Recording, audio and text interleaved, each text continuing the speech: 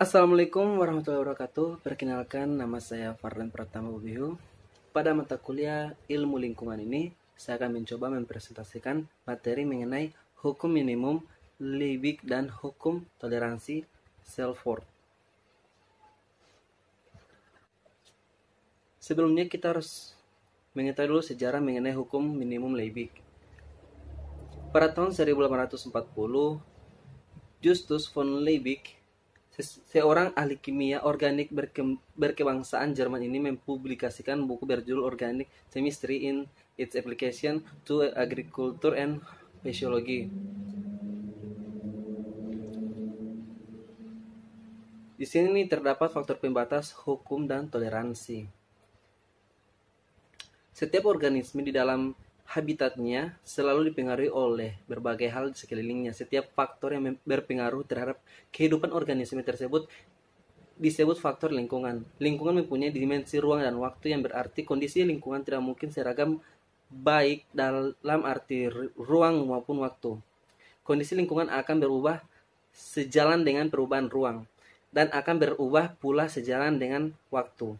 Organisme hidup akan bereaksi terhadap variasi lingkungan ini, sehingga hubungan nyata antara lingkungan organisme hidup ini akan membentuk komunitas dan ekosistem tertentu, baik berdasarkan ruang maupun waktu. Pertumbuhan dan atau distribusi suatu spesies tergantung suatu faktor lingkungan yang paling kritis. Validitas hukum ini telah ditunjukkan pada banyak bagian di dunia ini. Ada dua limitasi hukum, yaitu semua organisme memiliki batas toleransi maksimal dan minimal.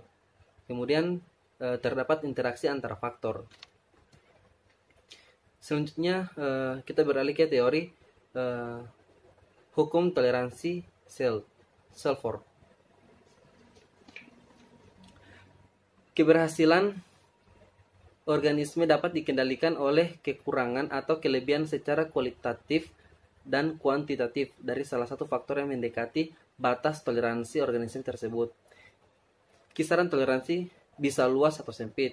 Kisaran kondisi suatu spesies dapat tumbuh terbaik dalam isolasi disebut kisaran fisiologis, yang berbeda dengan kisaran ekologis. Konsep hukum toleransi Selford. Setiap organisme mempunyai batas maksimum dan minimum ekologis yang merupakan batas-batas dari kisaran toleransinya.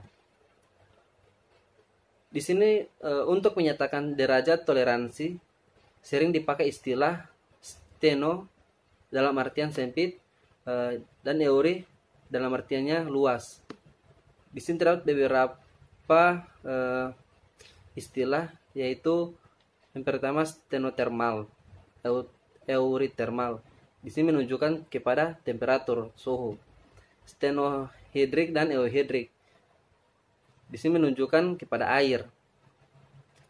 Stenophyline dan euryhaline berhubungan dengan garam. Stenophagic dan euryphagic berhubungan dengan makanan. Stenosius dan eurosius berhubungan dengan pemilihan habitat. Terdapat beberapa ajas tambahan terhadap hukum toleransi dapat dinyatakan sebagai berikut. Yang pertama, organisme dapat memiliki kisaran toleransi yang lebar bagi suatu faktor dan kisaran yang sempit untuk lainnya. Organisme dengan kisaran toleransi yang luas untuk semua wajar memiliki penyebaran yang paling luas. Apabila keadaan tidak optimum bagi suatu jenis mengenai suatu faktor ekologi, batas-batas toleransi terhadap faktor-faktor ekologi lainnya dapat dikurangi berkenaan dengan faktor-faktor ekologi lainnya. Seringkali ditemukan bahwa organisme di alam sebenarnya tidak hidup pada kisaran optimum berkenaan dengan faktor fisik tertentu. Periode reproduksi biasanya merupakan periode yang gawat apabila faktor-faktor lingkungan bersifat membatasi. Batas-batas toleransi individu-individu reproduktif, biji-biji, telur-telur, embrio, kecambah, atau anak-anakan pohon larva biasanya lebih sempit daripada tumbuh-tumbuhan atau binatang dewasa, lebih sempit daripada tumbuh-tumbuhan atau binatang dewasa non-produktif. Hukum toleransi Selford menyatakan bahwa untuk setiap faktor lingkungan, suatu jenis organisme mempunyai suatu kondisi minimum dan maksimum yang mampu diterimanya. Di antara kedua harga ekstrim tersebut merupakan kisaran toleransi dan di dalamnya terdapat sebuah kondisi yang optimum. Dengan demikian, setiap organisme hanya mampu hidup pada tempat-tempat tertentu saja, yaitu tempat yang cocok yang dapat diterimanya.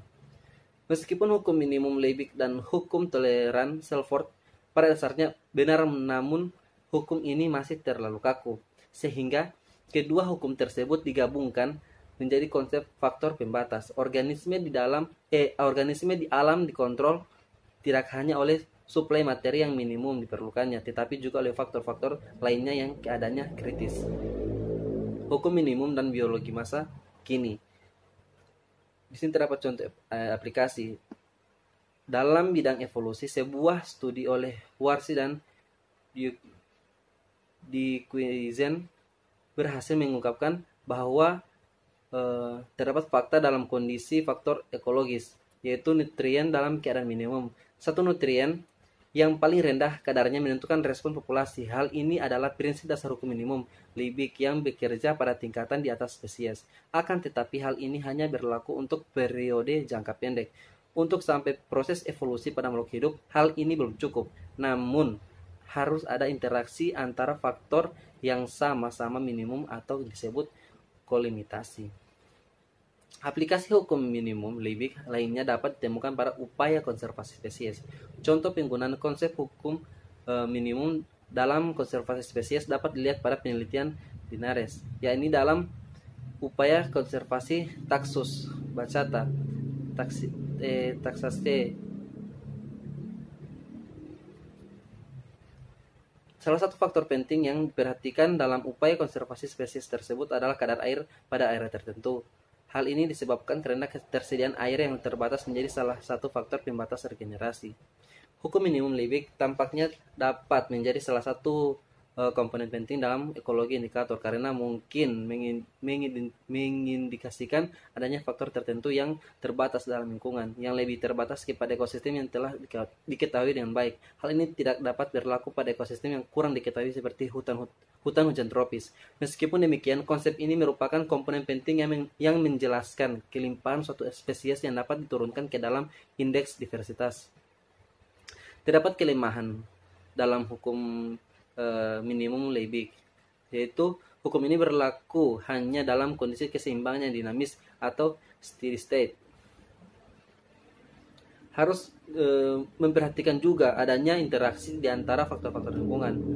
Meskipun hukum minimum Liebig dan hukum toleran Selford pada dasarnya benar, namun hukum ini masih terlalu kaku. Pada akhirnya berawal dari hukum minimum Liebig ini, para peneliti mulai meneliti faktor-faktor lain selain hara seperti suhu, cahaya, dan lain sebagainya, faktor-faktor yang mempengaruhi kehidupan. Berdasarkan kelemahan di atas, maka muncullah pernyataan Selford, yaitu kehadiran dan keberhasilan suatu organisme tergantung pada lengkapnya kompleks keadaan.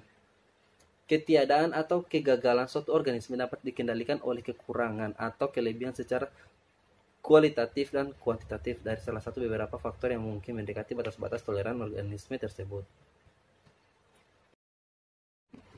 Baiklah, sekian hasil presentasi dari saya. Lebih dan kurangnya saya mohon maaf. Wabillahi taufiq wal hidayah. Wassalamualaikum warahmatullahi wabarakatuh.